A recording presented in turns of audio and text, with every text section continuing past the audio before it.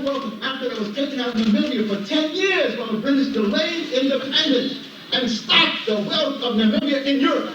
We need to declare that reparations. We need to declare every gold brick that has been taken out of Africa and stored in the banks in Switzerland and in Fort Knox or wherever they are. Part of Africa's legacy, reparations. We need to declare and tap our demands on the door of Lloyd's of London and the Bank of London and Barclays Bank for reparations owed black people. And let's not forget the House of Rothschild and his various arrangements. That's a serious reparations. And then those Africans who think that there's some special relationship that we have with the Dutch. Yes, we have a special relationship with the Dutch, and it has nothing to do with tulips. It has to do with the Dutch being among the worst slavers in the history of the world, having ripped the slave system off with the English from the Catholic nation. And when they were kicked out of the Atlantic, they went over to the Pacific and continued in the Indian Ocean and continued the enslavement process and exploitation. We need to know what is owed us by these Europeans. So that's why it's important for us to come together when we do like this and begin to lay it out. But you got to master the information. You can't just say, I heard Dr. Jeffries introduce Professor Small and he outlined it a few things. No! You've got to be the source of information there yourself. You've got to study this stuff. We need revolutionary study groups. Knowledge is power. You're armed with this information. That's why they're coming at us. That's why they're trying to destroy me. We have done nothing. You see any armies around us? No. Why would they be arrayed against us? Except they know that we're tapping into this knowledge and we have a systems analysis that we apply to it. We don't need to single out Jews in reference to enslavement because we look at every person involved. We deal with Africans on the continent as part of our family affair and reclaim our legacy. But we deal with every European group that was involved in enslavement. The Catholic Church initiated the process. Right. And all the Protestant nations joined in after. The Dutch, the Danes, the Swedes, the Brandenburg Germans, the Huguenot French. And the Jews participated with the Catholics. They participated with the Protestants. That's right. They can't say their hands are clean. But you got to have documentation and information. Don't even raise the question unless you have some documentation. And if you don't have the documentation and information, at least know where you begin. Most of you are lined up in your closets, got all kinds of Pentecost keys, watch out, earrings, nefertiti, symbols, and nefertiti. Look, we need to know what books do you have in your library. And I don't mean books by Toni Morrison and books by Macmillan and books by whomever. What books do you have that document the Holocaust? You need to start Holocaust library in the home. You need to have the documentation. First and foremost, start off with something like this, just for a teaser. Documents illustrative of the history of the slave trade to America by Elizabeth Dunn. This is volume number 2, there are 4 volumes. This is what I've been studying since 1970 when I got a hold of this when we were working with Alex Haley and the project dealing with the black family worldwide. When I cite statistics of what comes out of documentary sources such as this. And then we have for you outside at the desk where we have some information we hope that you will be able to purchase and help us with the struggle. We have a list of the 40 or 50 books dealing with the Jews enslaved. 30 of them written by outstanding Jewish scholars themselves. You need to know that list. You need to know that a Jonathan Israel, a Jewish scholar, has printed 5 or 6 books on the Jewish involvement in the system of exploitation that was the slave system. He refers to it as European Jewry in the age of materialism, of mercantilism, 1550 to 1750. That's the Jewish golden age in Amsterdam, where the Jews and Gentiles were trying to take the slave system from the Catholics and exploiting them. And around this synagogue, the system of enslavement was particularly developed because it was a haphazard operation before these businessmen, Dutch, and businessmen Jews got together to make it a real system where ships were furnished in the European ports and financed and insured in European ports. And they went along the coast of Africa, touching base with all those slave ports and dungeons, and making a profit in the shipping of, in the staffing of the ships in Europe, making a profit in the trading on the coast of Africa, and taking enslaved Africans to the plantations of the West Indies and South America and North America, making a profit there, and taking the profit of slave labor back to Europe and making a profit there. When you talk about reparation, you got to go to Manchester and Liverpool. That's right. You got to go to Nantes and Bordeaux. You have to find that slave ship that left there, went all the way through that route, and then came back there, making a profit at every level. We need to document the profits made. So when you calculate the wealth and the accumulation of wealth on our backs is a sum that can never be paid, even as interest could need to be thought about when you get together the Holocaust documentation. You got to know what you need to do, brothers and sisters. And then, of course, the struggle is not only the struggle of that. You need to get a hold of a book called The Sins of the Fathers by James Pope Hennessy, talking about the British enslavement and what the British did. Professor Scobie and others have written extensively about that. And of course, when you deal with America, our sister Shashay has not only put together this particular document, which is her dissertation for you, but we have for you, of course, we need to generate some money because you know I'm taking my case up to the Supreme Court. Clarence Thomas Court going to be visited Monday with a petition of first certiorari that we're going to make them stand up and reveal themselves. They are destroying their First Amendment and their due process and their academic freedom in order to get at a black man who's done nothing but raise the truth and will continue to raise the truth until it's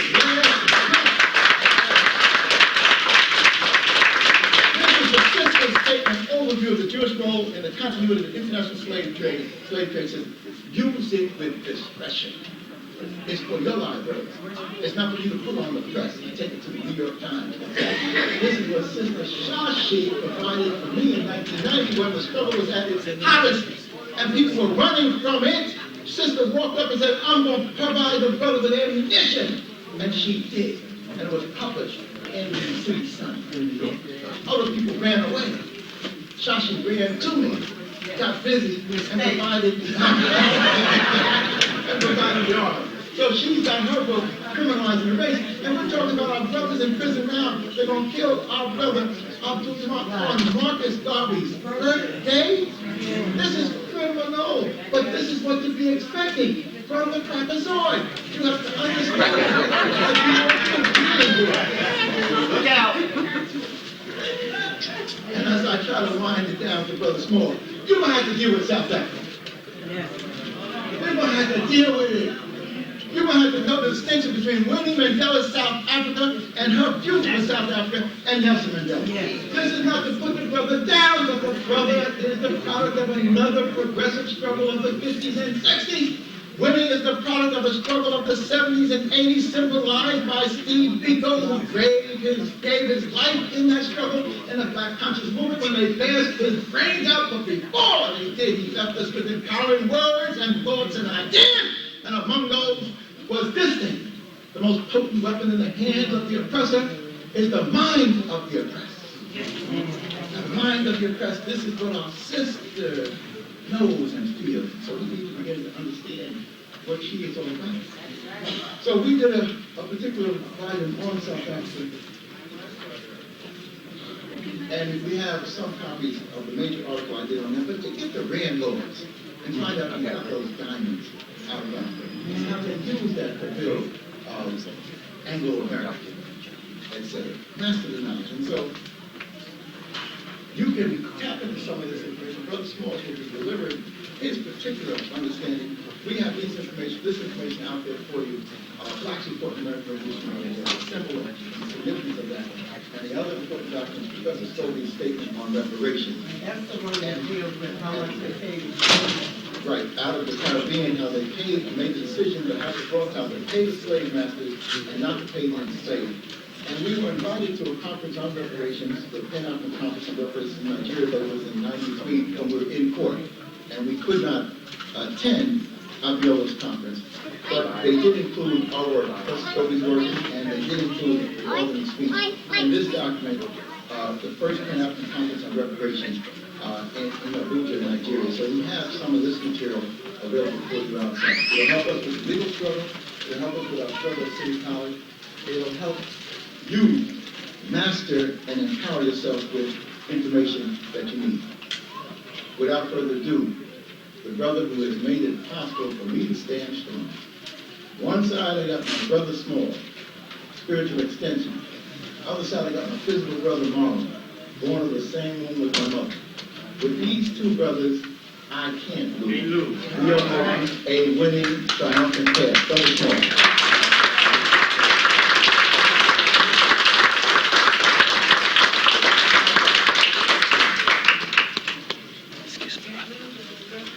Brother, the sign-in sheet was circulated. We need it. Bring it back, please. Make sure everybody has signed over here.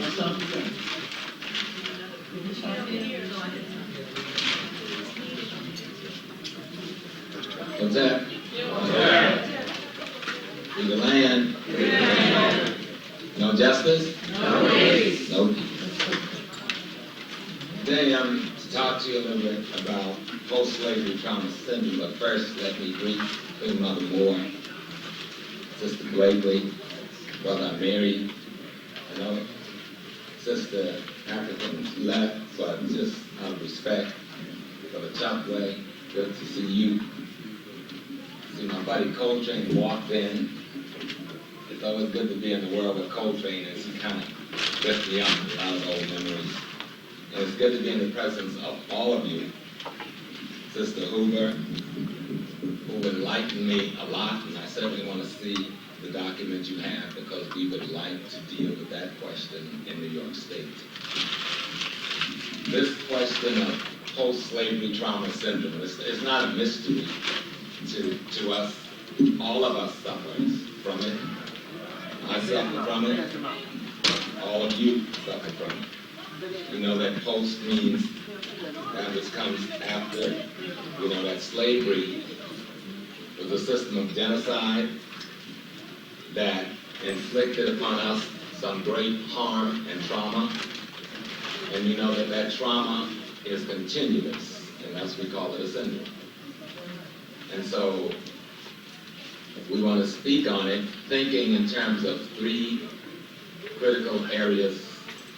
The first being economic, the second being politics, and the third being culture. And we know that in the last few years, as consumers, we've been spending upwards of $300 billion with our savings and investments. We're talking about $400 billion, making the African in North America one of the wealthiest nations in the world. However, we've come by this capital. We have been spending this capital.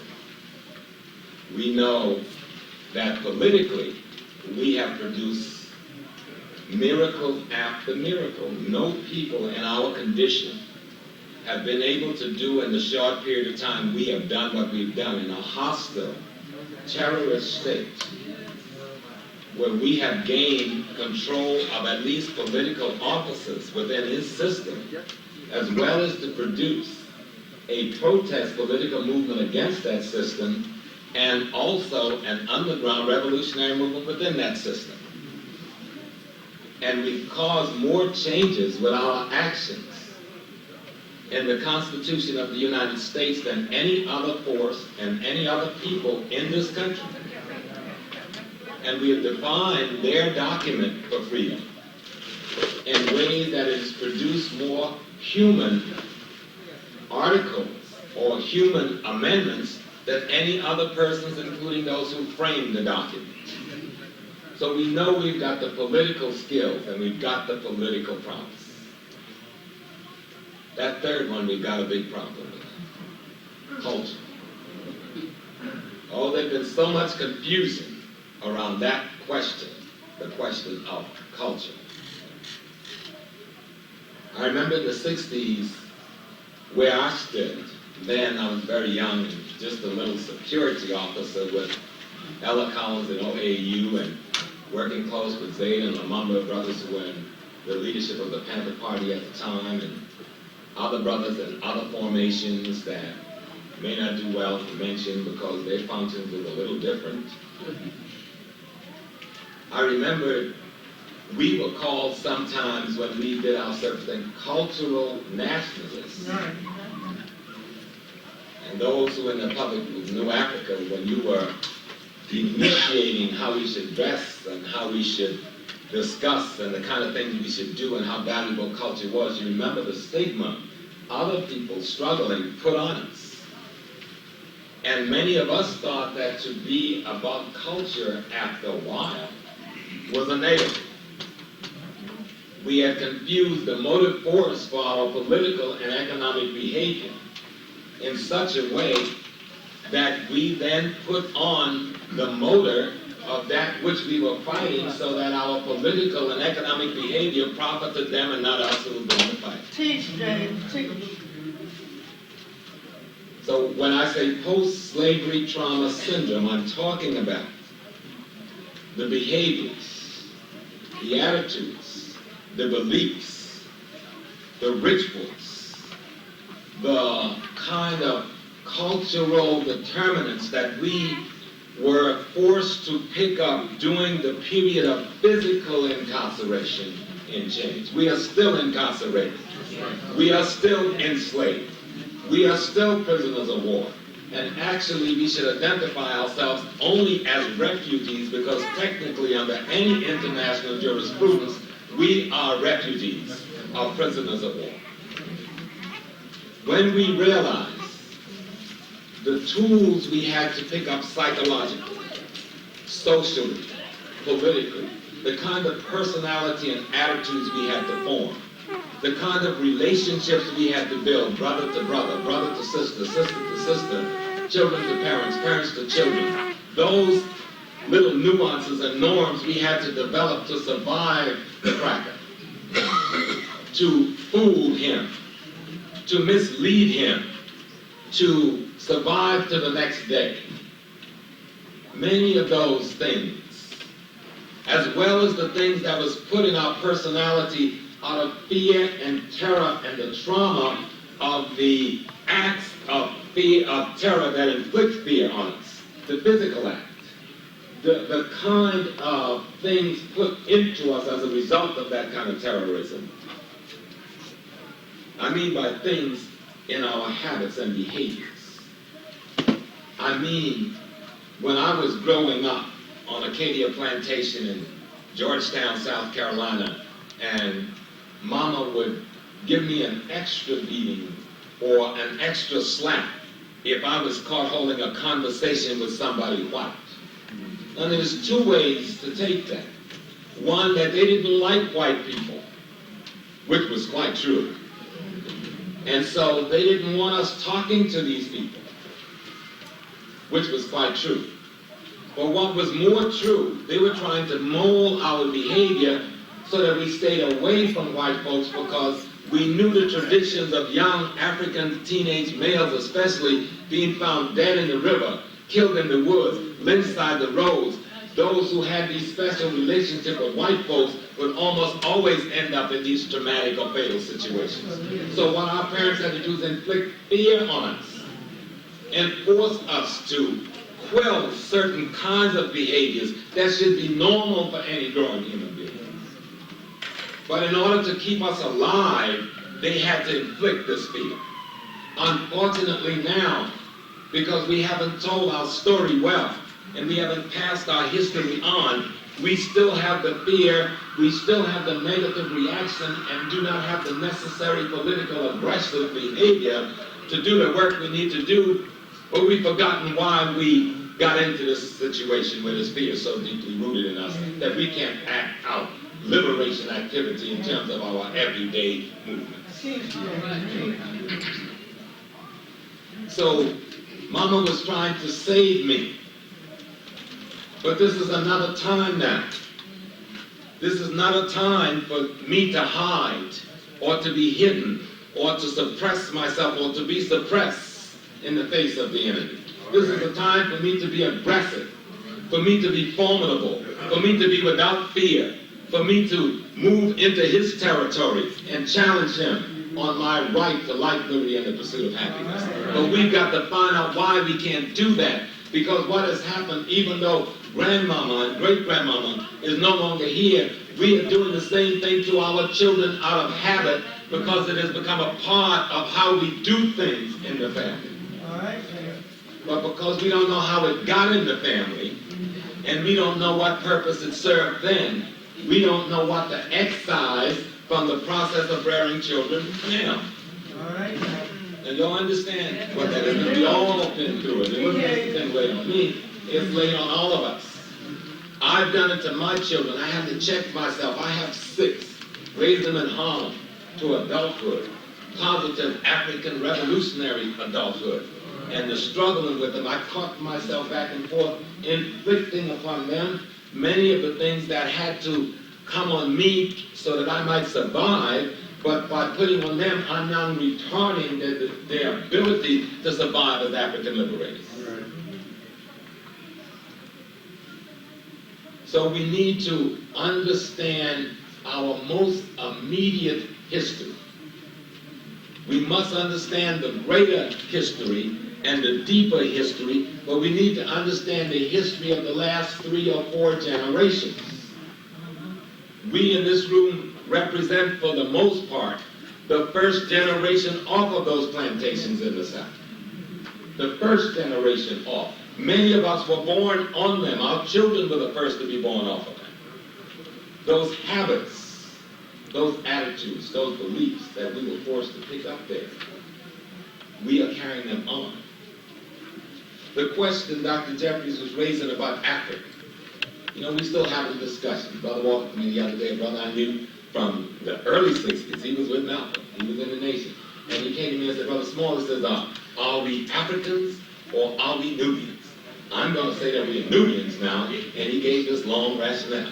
And then the brothers and sisters in the nation says that we are the Asiatic black man. And then the Pan-Africanists, like Miki said, we are the African. And we still discussing what shall we call ourselves. In America, we are discussing, are we Afro-Americans still, or African-Americans, or are we Americans, or are we black Americans? And then we got all these logical things that we do. Now the crackers come up with a mixed race category. It really creates some confusion, but that don't bother me, because you know what? Everybody that takes the mixed race category saves me a lot of work for moving them out there in the first place. And we can deal with the folks who understand where they're coming from. But the fact that we are raising the question looms to tell us there's something positive going on, because we are holding the discussion. But it also says that there's some work that should be done that maybe wasn't done well, because the discussion is continuing for too long. And it's important that we bring this to the conclusion. Now, what Doc said, and I just want to give a little history of what happened. We decided that we were going to go and really put some claim on these forts and dungeons in Africa, because we wanted to cite them as Holocaust memorials, all right?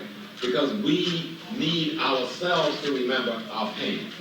As we were listening to Sister Williams, feeling the pain, I was feeling the pain. You know, people ask me sometimes, they're like, Brother Smollett, why are you still there? You still at the 60s? I'm like, no, I'm not at the 60s. I'm at 1490. I'm at 1560. I'm at 1760. I want to feel and hear every scream, and I don't ever want to forget it. I want to know why I'm struggling. And I must understand the pains of those for whom I'm struggling. And I'm struggling for everyone that was marched across Africa from wherever they were marched, stored in those dungeons, put on those ships, killed in those plantations, killing the rebellions and the resistance movement that they went through. I want to feel their pain. That's my motivator. You cannot fight a struggle without being motivated with a motive. If you're told on one hand to forget those things, then what is your motivation for wanting to do anything? We hold the silliest discussion, but it's because of slavery. The discussion of how we are going to fit in America. I do not want to fit in America. America is not fit to fit in.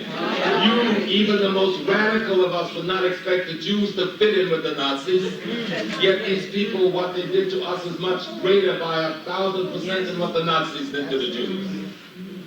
But we have not explained it to ourselves in such a way that we see it and feel it that way. And the reason we haven't, because post-slavery trauma syndrome allowed us to allow the enemy to determine a leadership and then to determine the course of the dialogue for freedom.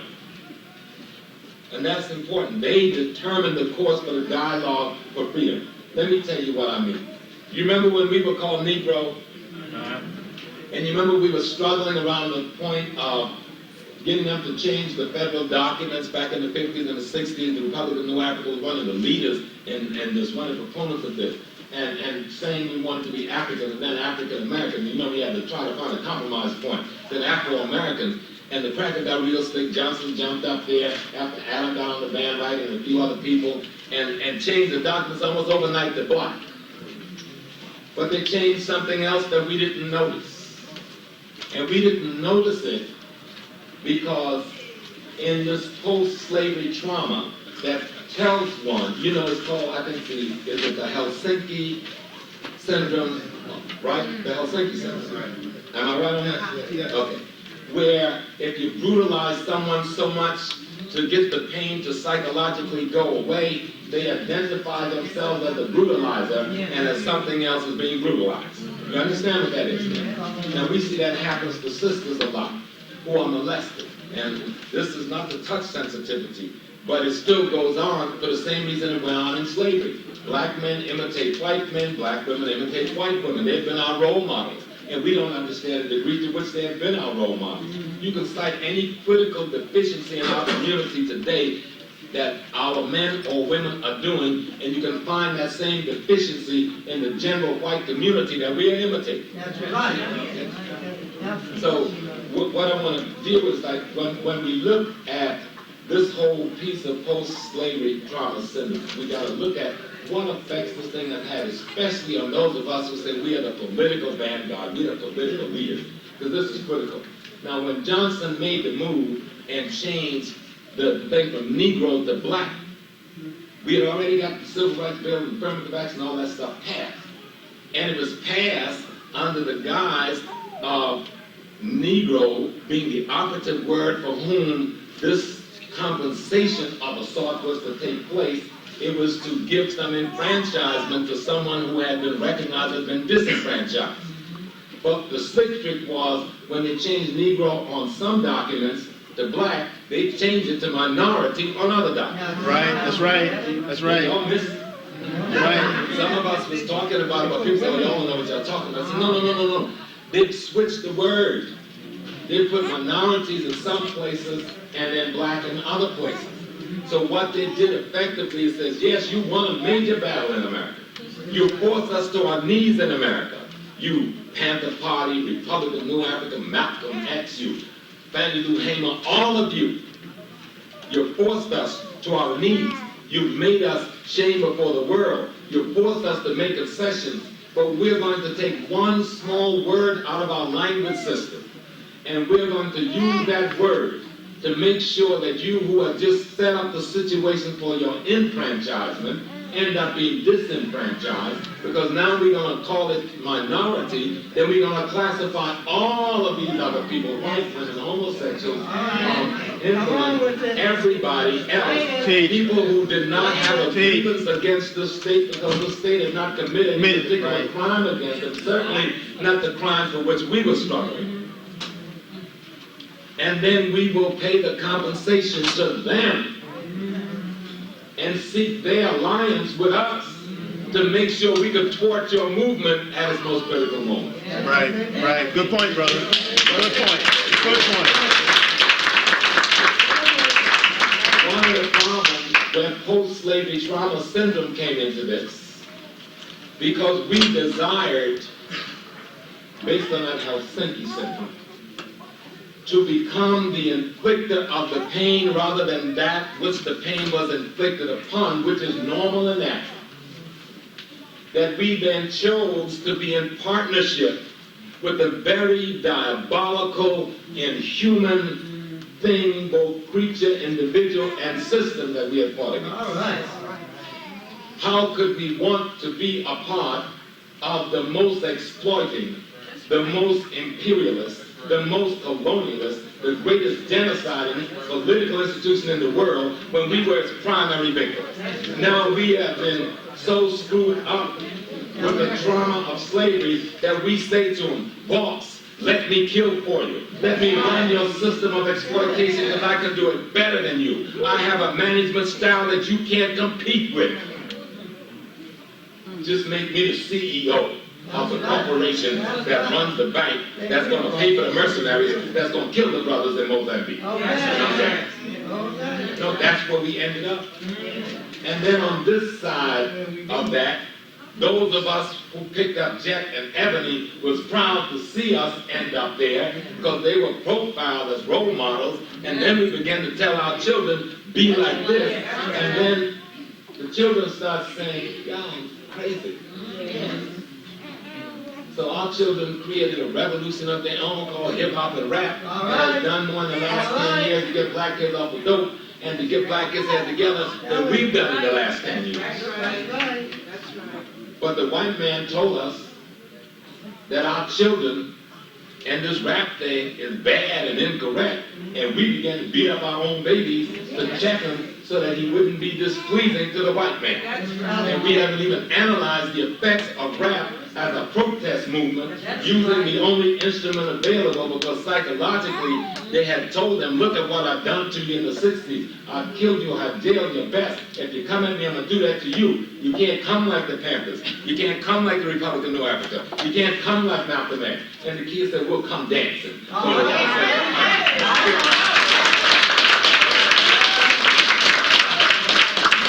Post-slavery trauma syndrome haven't allowed us to see it because we are too busy trying to keep them from being killed by inflicting fear on them, telling them not to antagonize the white man, not to get him upset. So we are trying to suppress the most revolutionary instrument in the 70s and 80s instead of transforming it as another weapon in the arsenal of our revolution. That's right.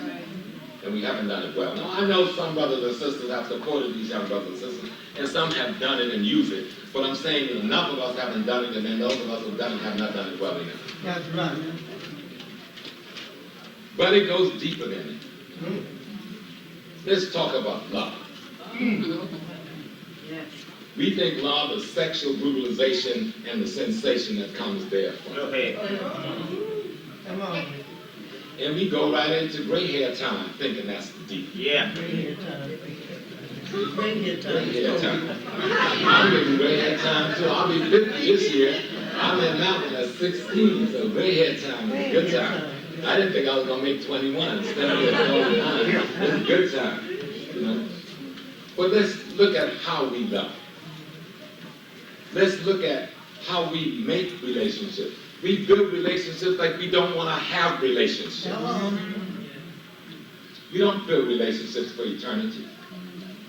We build relationships on the same model as the white man that walked into that cabin and took that sister on that night and violated her in the way Sister Williams was talking. Absolutely. Think about it now, brothers. I mean, we got to be real. I've done it to more than one and more than two sisters. Took me a long time to wake up to the deal. Not that I went on some vicious, negative road because I chose it. What I finally realized is that what I was imitating was the slave master because he was the model of manhood for the most part. That's the way he did it.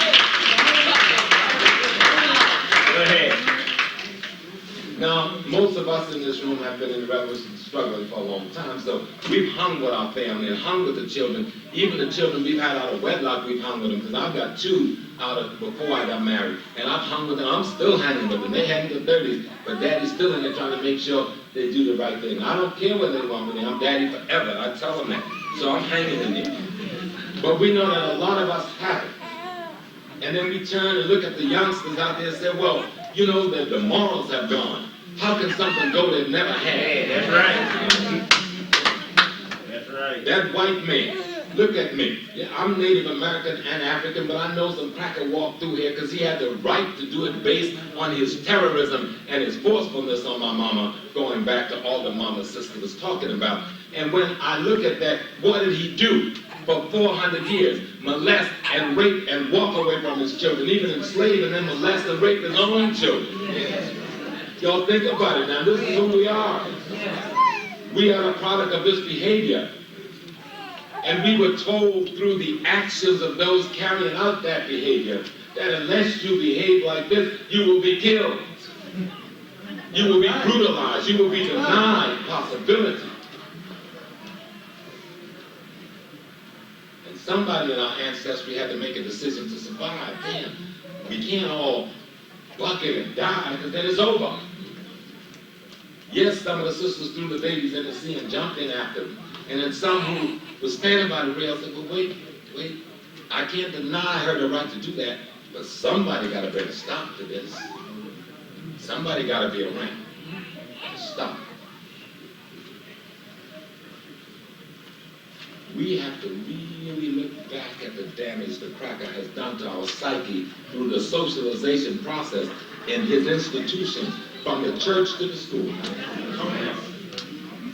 And let me be very clear, I have not a single ounce of respect for any religion outside of those indigenous to Africa. Understand that. And the people made it to this one. The rest of them, chuck it up in a bucket and dump the garbage away for one. No offense.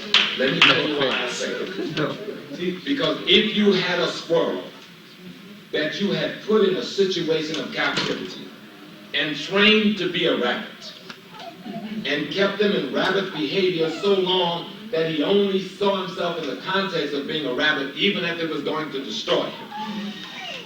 And I come along, there's only one way to bring that squirrel back to being a squirrel, and that is to bring it back to being what a squirrel was before someone made him into a rabbit.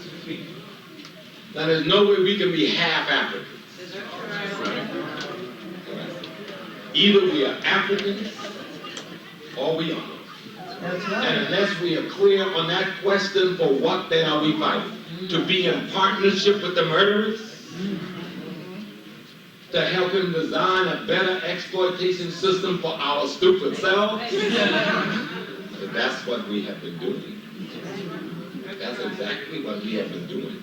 Oh, not so conscious as I'm now making it sound, but if we don't get conscious, our genocide will come through our own fingertips from our own minds, based on our imitation of those who have practiced genocide better than anyone in the history of this world.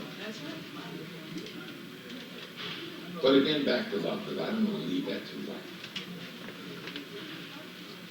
We don't even know why we're supposed to be engaged in the process called love.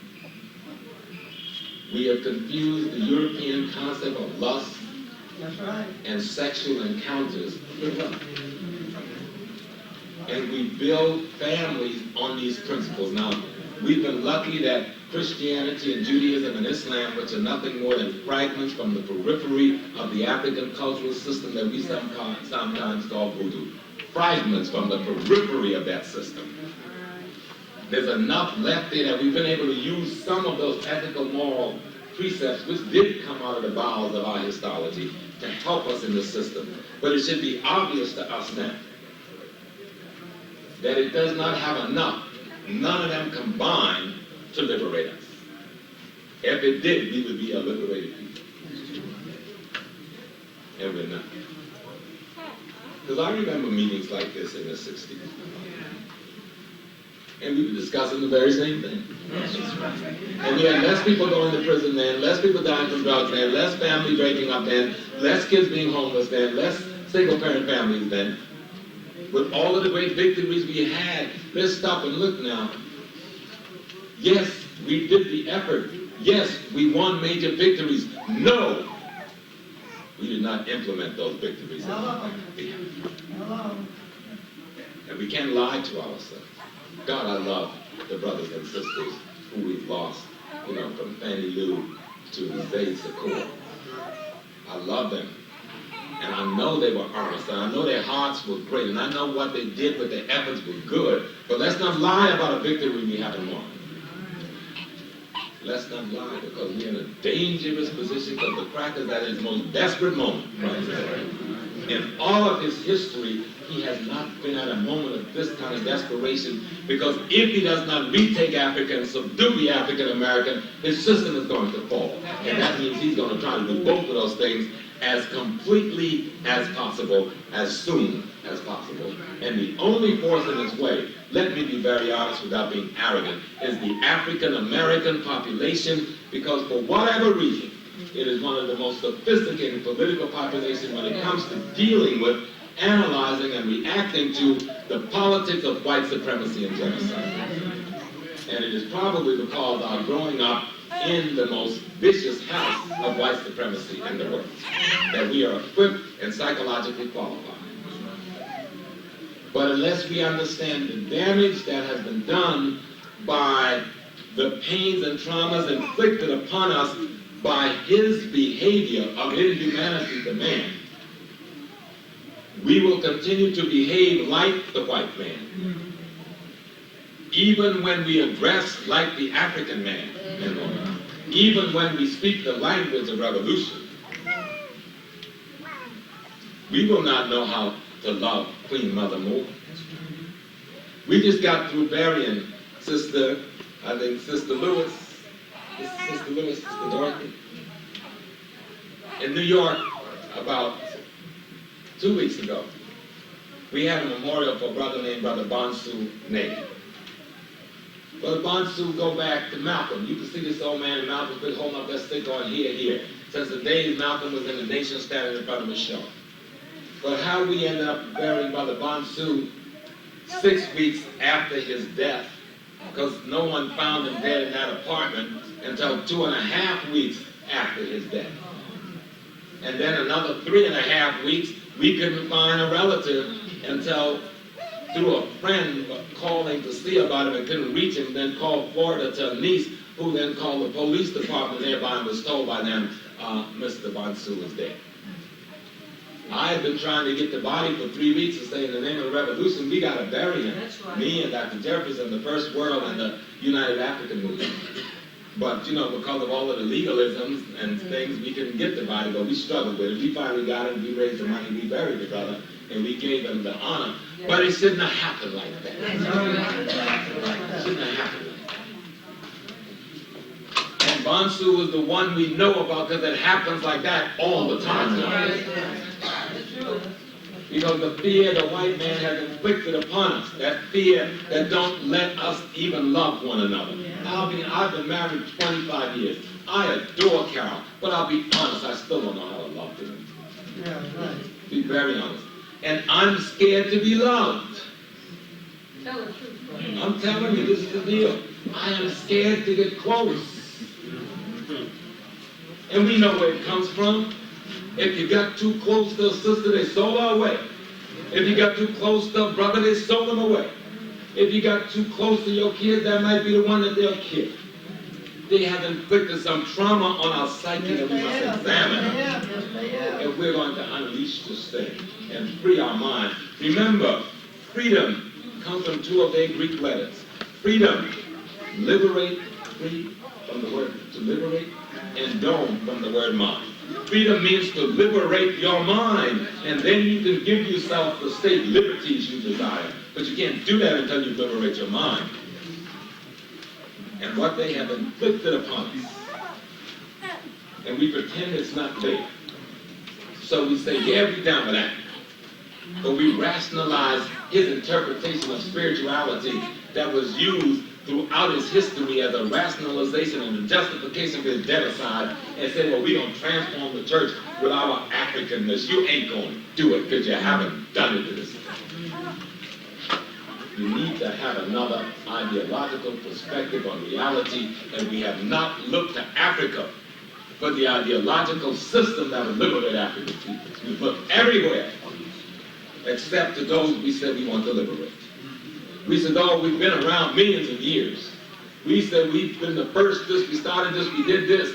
But yet, when we want to look for a philosophical perspective, when we want to look for an ideological concept, when we want to look for a model for the family, when we want to look for a model for the male personality, when we want to look for a model for the female personality, we don't look to the people who we say we want to liberate.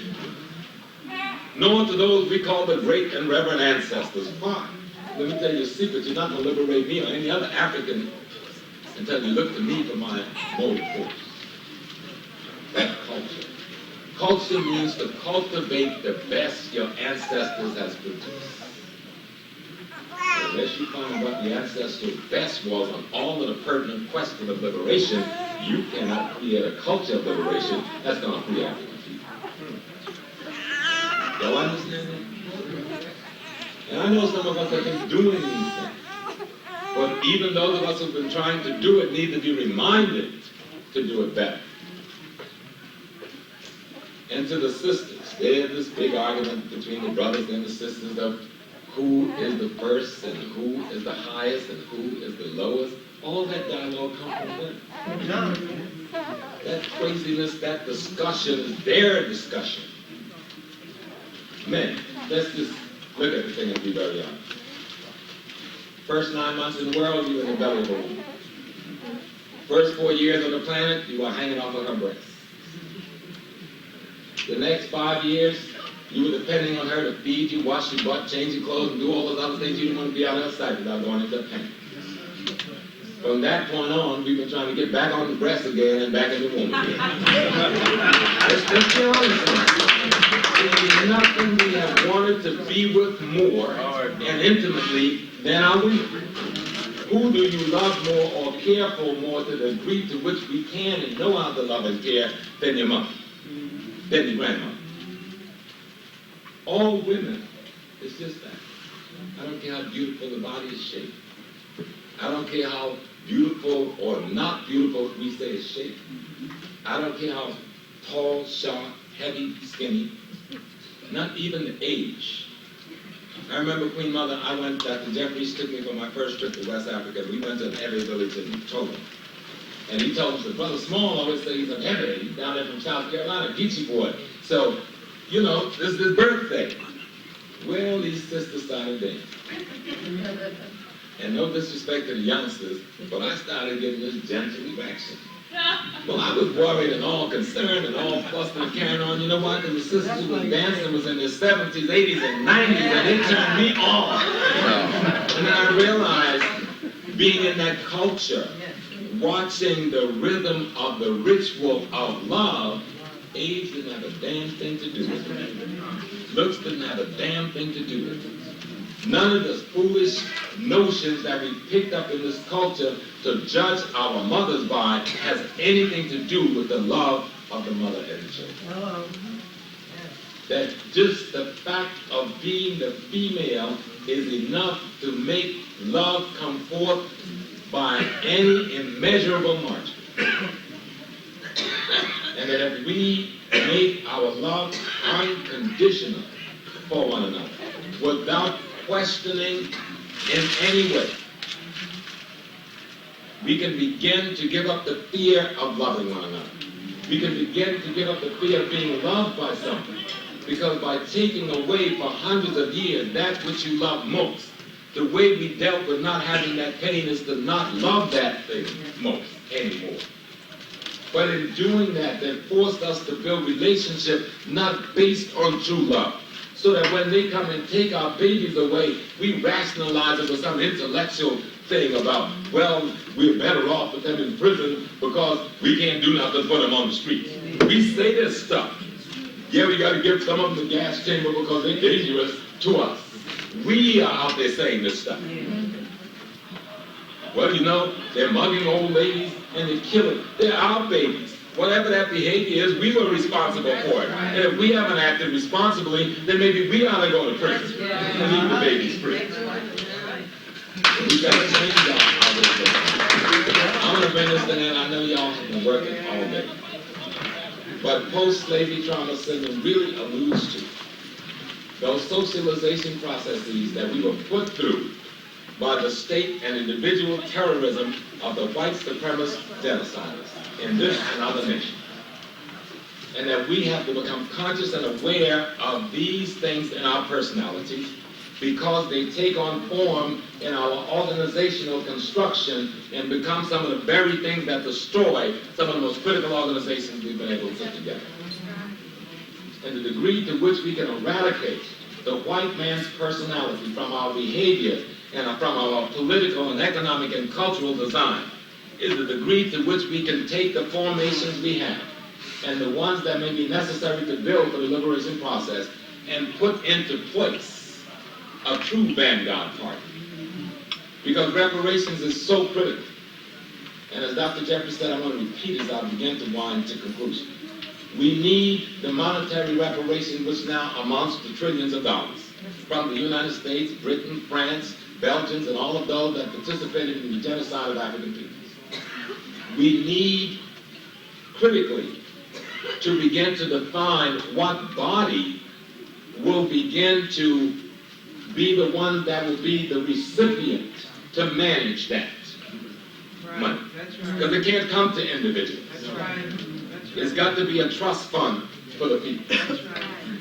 And we should be very clear that no organization that was not founded by Africans, who are ideologically in the direction that we want them to be. No organization that is not populated and headed by Africans and rooted in the kind of politics that we look forward to in the future in terms of our new state design should be allowed to be a part of that deliberation. Now, we know there's some things I can't say in the public, but we are the only community that do not have what I call white corpuscles. You know what white corpuscles do? It eliminates from the systems things that are injurious to that system. Now, the Italians got the Cosa Nostra Mafia. The Jews got their mafia. The Chinese got the Tongs. The Japanese got the Yakutsas, and on and on and on.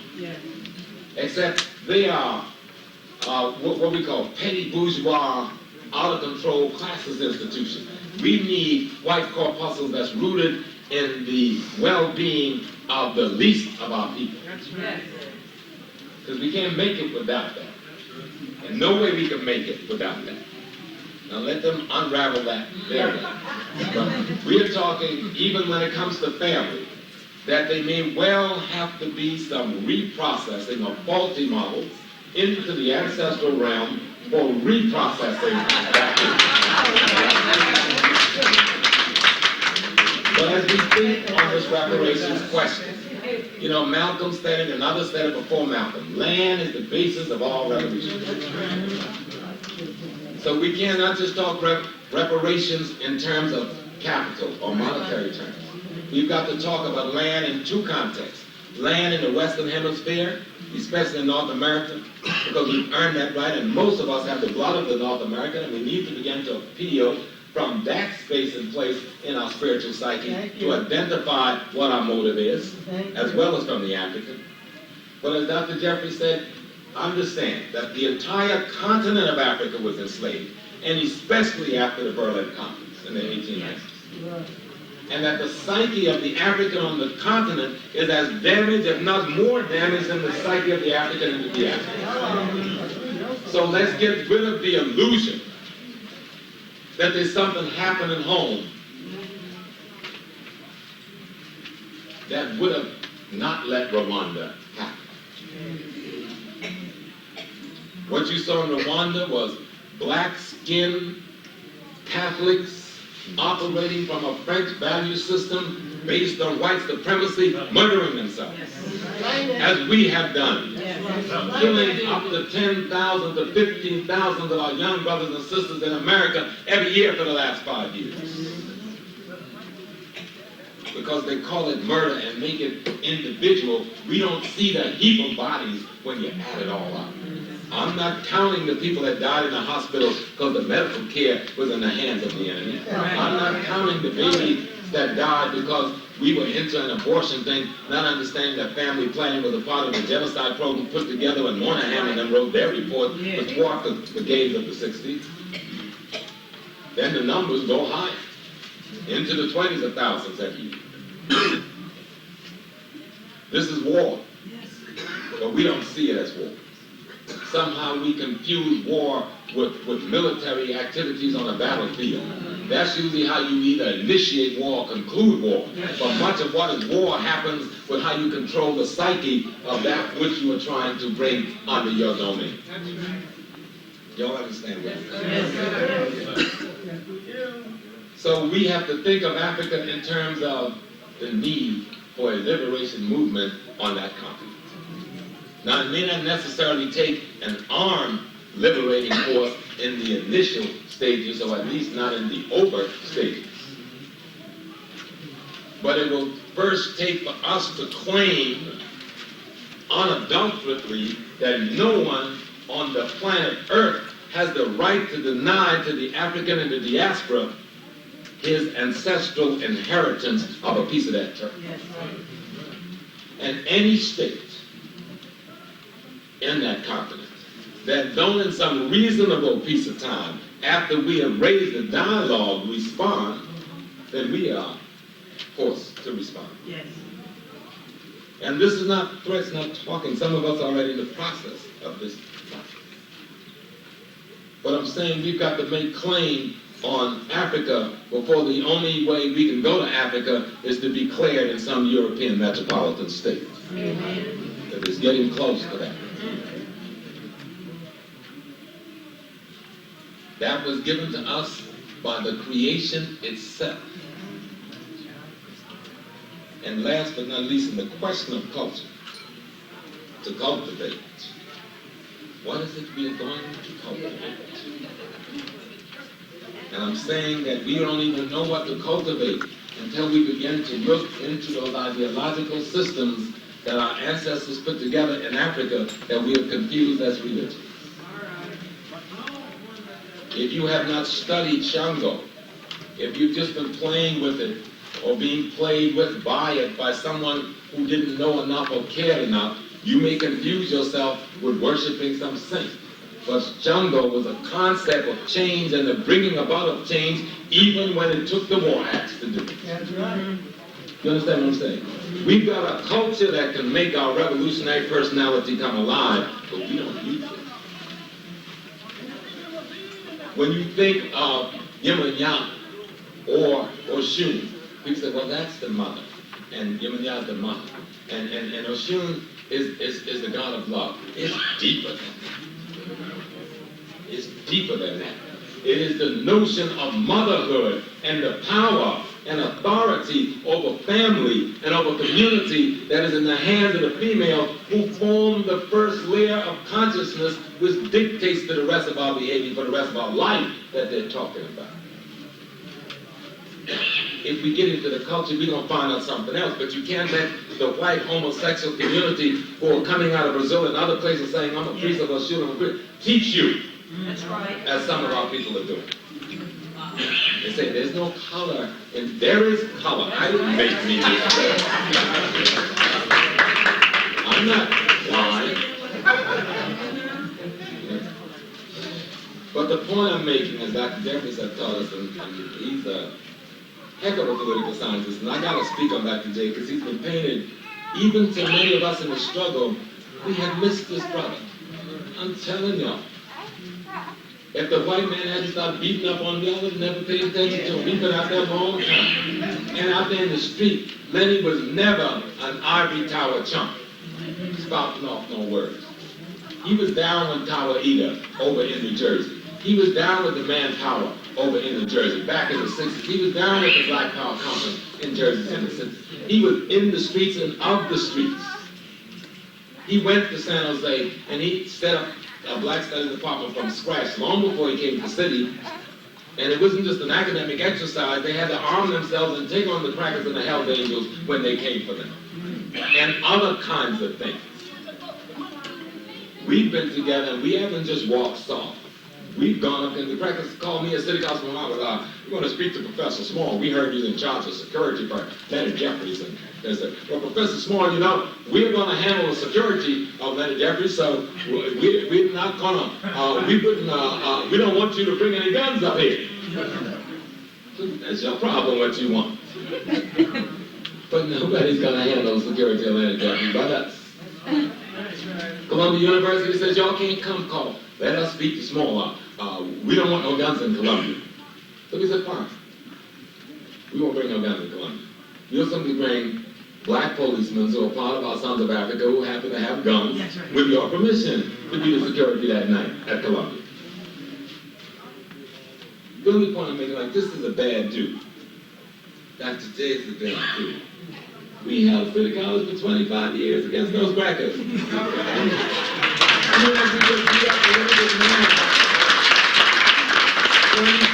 years was a long run to be able to process black engineers and black nurses with some kind of consciousness. No, we didn't get them all to see the light. And the few we got to see may have only saw a crack of the light. But we got some thousands through. Hopefully, and we have seen many good signs of them all over this country, they will stand for the revolution. Hopefully, the consciousness we try to inflict in them will make them useful. Chuck, will you remember in the 60s we had the list, revolutionary skills to learn? We never abandoned that list. We tried to make work up there, and they came for us. And yes, they've had some mighty victories in the last 6 months with the budget thing, but that's all right. We did our job the best we could. We're not going to stop. We never took our foot out of the community.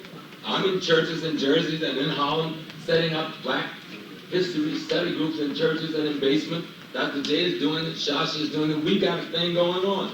We go to anybody that call anywhere in the black community at any time. I do marriages, I bury, I marry, I name. I'll teach you how to use a gun. I'll give you martial arts. I'll teach you some religion. I'll teach you some math. I'll hook you up with some brothers and sisters who hook you up with some nursing and send you to Shasta to get your computers. But your purpose got to be clear. Why are you doing this and why am I doing this for you? So we must remember politics. Let me start from the bottom. Economics has to do with ecology, meaning you must control land because all things that create the economy comes out of the land. This thing here, metal, came out of the land. Plastic on that chair came from petroleum, came out of the rotten plants and animals in the land. That carpet on the floor came out of plants or some animal roaming the land. Everything we wear, everything comes out of the land. That's why economics is controlling your ecology. That's right. Politics is managing your economics. And culture determines the direction in which the politics and for whose interest it manages that economy. So in order to destroy post-slavery trauma syndrome, we must first study our history, especially our most contemporary history. And we need to create for ourselves. This is really the end here. But this I need to put in. We need to create for ourselves saints. Queen Mother Moore, you with us. I met you when I was 20 years old, sitting with Ella Collins behind 39th Street. So we've known each other a long time. But you're a saint. And you're a saint.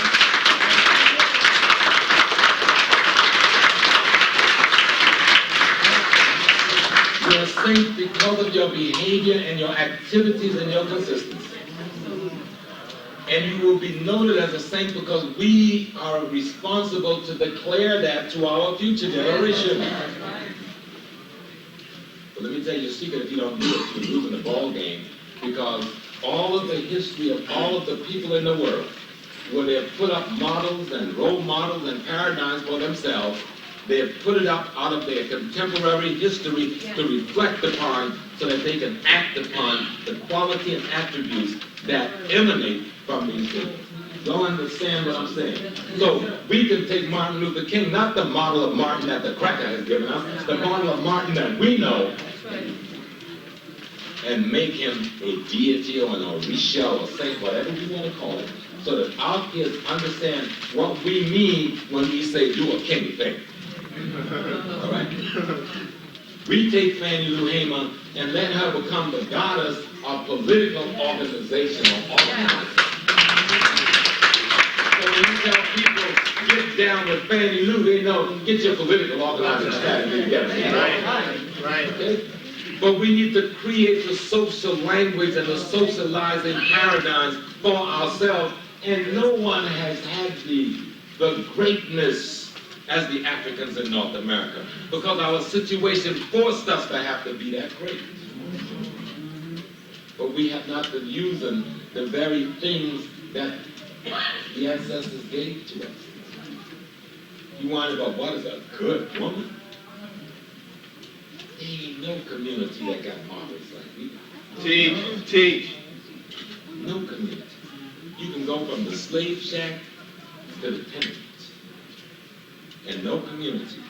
My mama is, what was her name? What, 6, 77? I never know this lady's name. Went up this morning to give her a plane ticket. First thing she does, go on the wall and go give me some of my money back. She said, no, I don't need it. She goes, James. I go, I'm grown now, don't yell at me like that. I'm not going to take your money. She goes, but this woman, when I first met this woman, she was working, cooking in the kitchen of George Vanderbilt on Acadia Plantation. And that ain't no easy thing to work like that for practice. On them plantations, this was a real working plantation. I wasn't on a ceremonial Williamsburg. This was a working plantation. I got up at 4 o'clock every morning, worked in the cracker field, and then came home, had a little breakfast, and went to school. When I left home at 18, I was making, for working 6 days a week, $11.50. Okay. And I'm not that old to the earth, so this still goes on. You know? But my mother, the reason, this woman, she had 12 kids. First husband was Brother Ernest Green. Second husband was my daddy. Don't even know his name. Scared to ask my mom. I remember when he left my mom, I was about 2. And he left my mother because he hit my mother. And my grandfather kicked his behind, and that was the end of that relationship, because you couldn't hit Papa's baby, because that was his only girl, too. So he threw my daddy out. I remember crying, walking on that bed all morning with that hat. He gave me the little green hat. He was a carpenter. And when Mama got that hat off, I had an absolute fit. And then she married my stepfather. And my stepfather was the baddest dude in the world. Dr. Jeffries got to know him before he died. Any black man that's going to marry some woman with 12 children is the baddest dude in the world.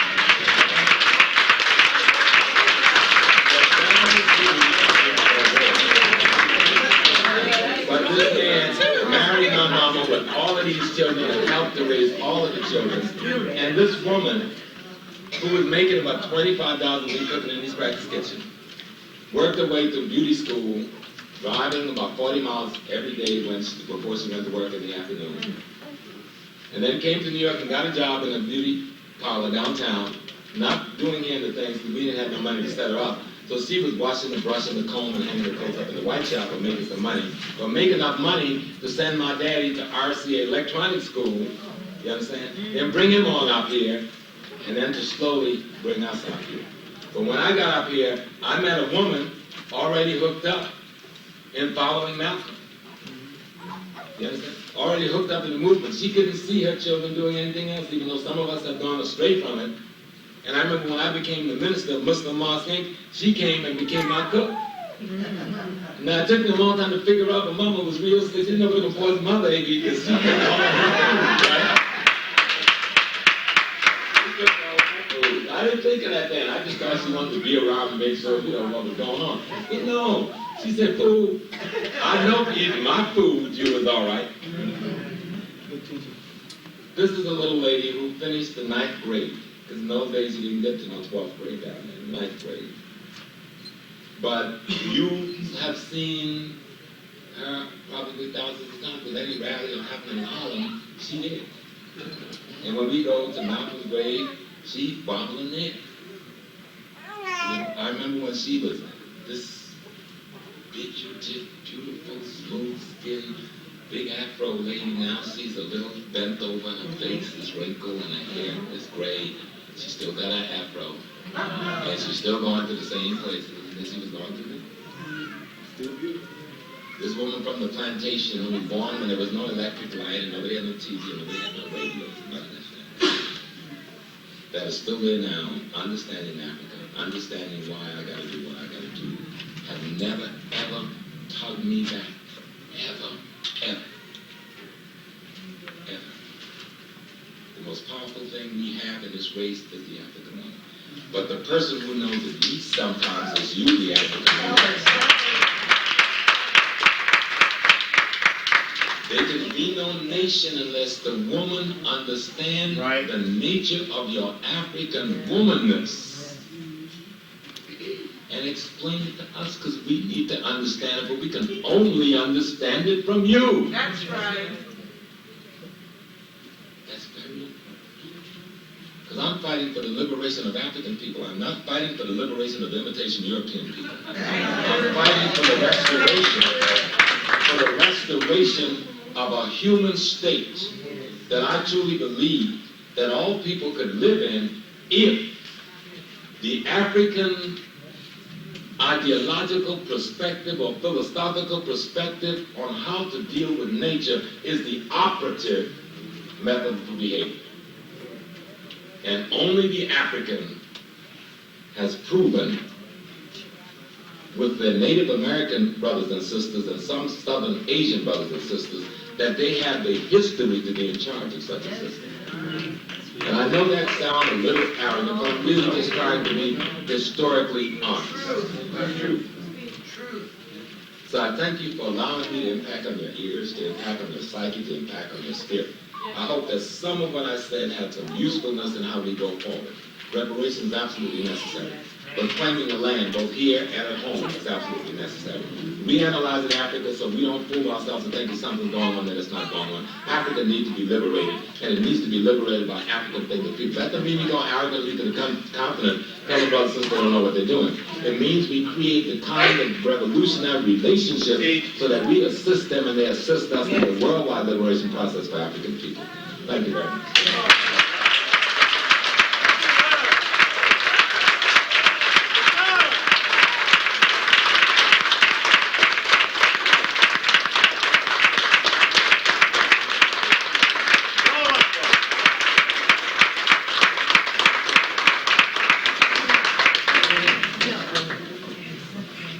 That's among Brother Small's best speeches, and he was tired and he could be there.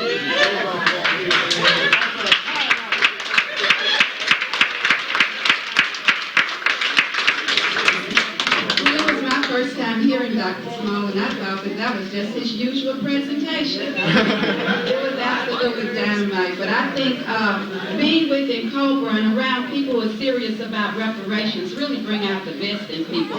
Because you should have heard our politicians last night. I'm sure they don't get a chance to talk like that often. I think they felt very, very liberated last night with this group. And that's the kind of influence that we must have on our people all over this country. They are dying for this message. And it's not a hard message to put out there. Some of our people say, well, you know, they're always so skeptical about it. But mostly I find that our people welcome this message when it is presented to them in a way that is meaningful to them. And reparations is absolutely meaningful to all of our people, no matter what their condition. Everything they can come up and talk about, it's a reparations story. Just like they say, that's a Kodak moment. Every time these people sit me down and start running their stories on me, it sounds like a reparations story to me. And I show them just how it fits in with what they're talking about and what they're involved in. You've been an absolutely serious bunch of conferees, and I just think that you should give yourself a round of applause. You stayed on track all day. You stayed on track from the time that you got here this morning right on till now. We didn't have any trouble with masses of people leaving the assembly or hanging out and not coming in. So I think that that is just really, really commendable. And that is the kind of conference that we need, where you get a group of serious people together and they will go back and have a very serious impact in their various communities. At this time, is Dr. Blakely in here? I'll see if I can find it. Okay, because I wanted to go on and move Queen Mother from tonight, because there's going to be a lot of talk tonight, and I don't want Queen Mother to get lost behind any of all of the discussion that we have scheduled before her presentation. So if Dr. Blakely, if it's okay with you, may we please have Queen Mother to address the group at this time, or you address on her behalf, however you want to handle that.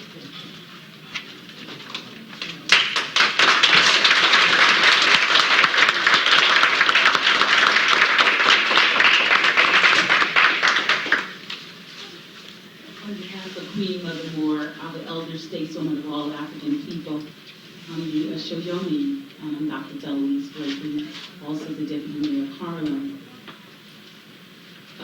First, I'd like to say that Queen Mother Moore couldn't wait to get here.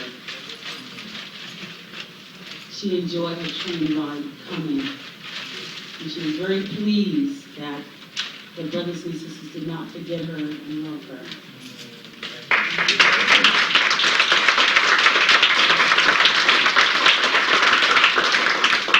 Coming up on the train, she truly enjoyed her train ride. And she reminded me to let you know that she is well, and don't tell her that she can't go when she wants to go.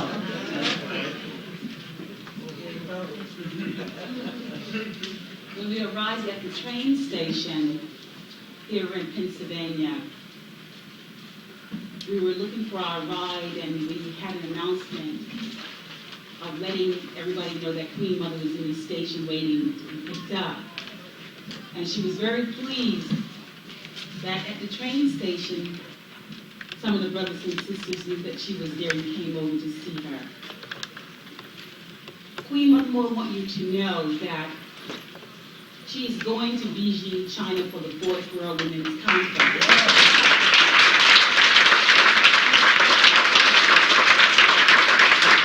She's been given the official invitation to attend the conference, which starts August the 30th to September the 15th. The non-government organization starts August the 30th to September the 8th. And the official UN conference starts the 4th of September to September the 15th.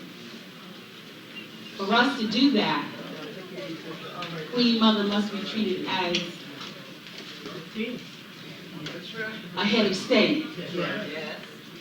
In order to do that, Queen Mother has to be a part of the U.S. official delegation.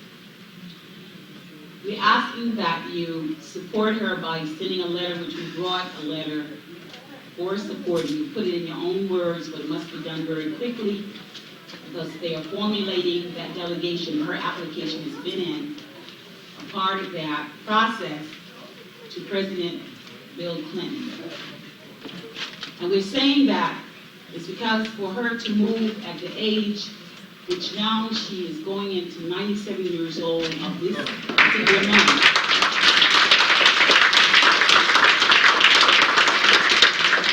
For us to move her, and for her to continue to do what she wants to do, as she told the Associated Press on Thursday. She talked about living, and she said that she's not going anywhere until her work is finished. She explained to the Associated Press on Thursday, and I'm sure you will eventually see the press on this, that reparations is very important. And she also said to the Associated Press that the black woman's agenda, or the African woman agenda, is different from a white woman's agenda. And I said to Queen Mother Moore, you mean that you think we can come together and negotiate? Queen Mother said, no. Right. There is no negotiation. We don't have anything in common.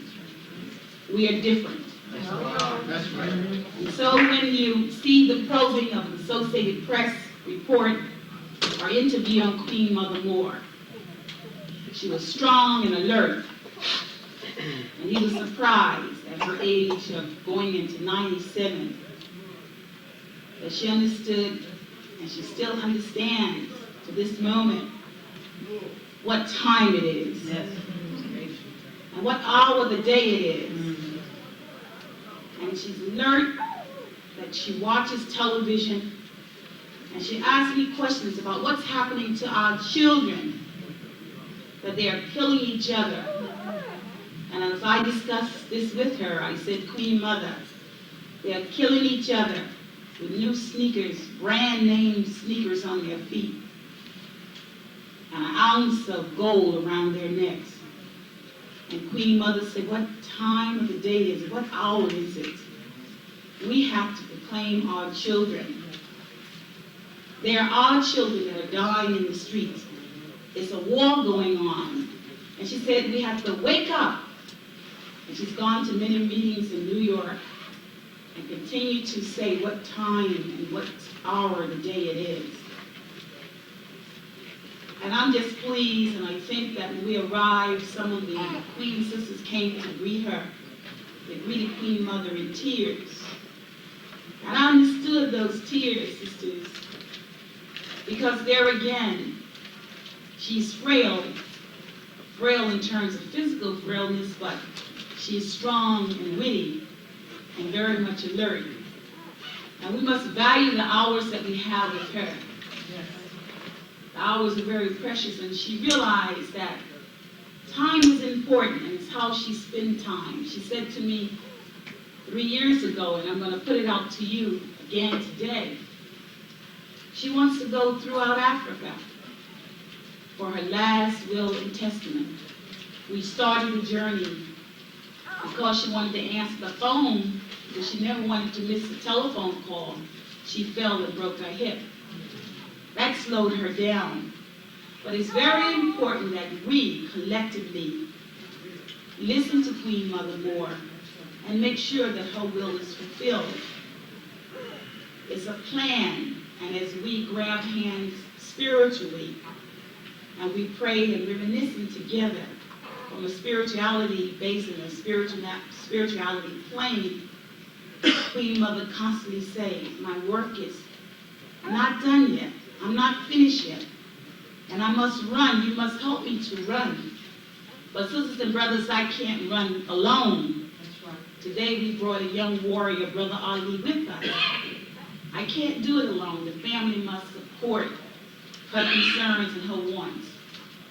And love is very important that we shower upon Queen Mother Moore. There are times when she thinks that she is not loved by us, that caused her to go into remission at times, but she jumped right on back very quick. And so it's important that we shower her with love. Queen Mother doesn't need anything.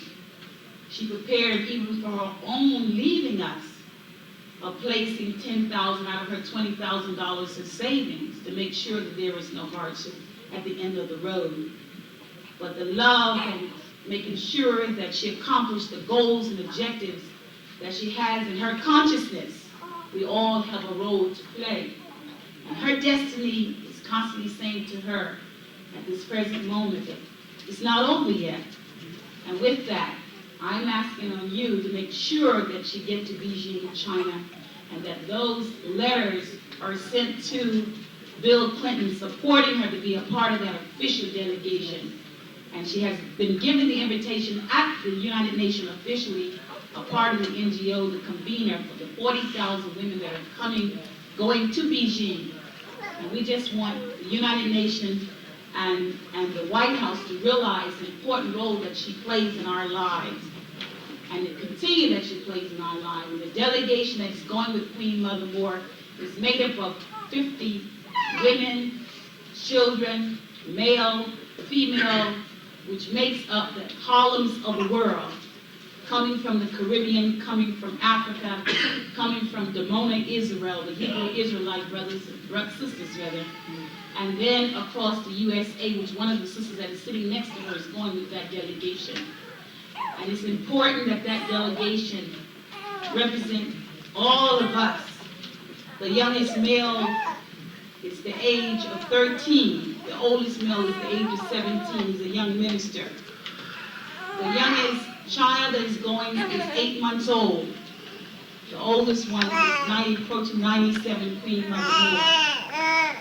One of our 16-year-old girl is profoundly handicapped, brain dead, is going with us to remind the world that this makes up our Harlem of the world.